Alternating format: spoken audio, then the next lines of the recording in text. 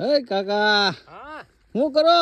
આ જો હા હિંગુ કાપન મશીન લાયો તો ને હા હા તી ફિટ કરી નાખ્યો ને જો હિંગુ કાપું. અહીંયા હા એલા પણ એ કાકા એ જો એલા હા જો આમ નાખી હા એ એલા પણ એ કાકા એલા એલા એલા સટકી ગયું કાકા.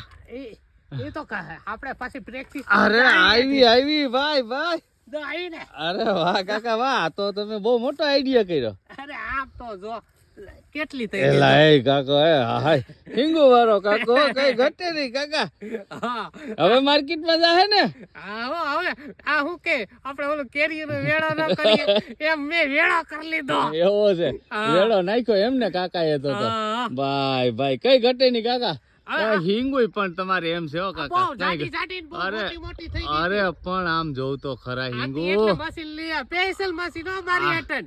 એમ હા હું ગામમાં કોઈ પાસે મશીન નથી. પણ ગામમાં કોઈ પણ એટલા હરેકવા જ નથી. ટેન્શન હું કામે નહીં લ્યો. હરેકવાનો ખેડૂત તમે એક જ છે. હા હો ઈ વાત સાચી. અને કાકા હા આ પછી માર્કેટમાં દેવાની કાંઈ કોકને ઉધડો આપી ગયો ને આખો બગીચો.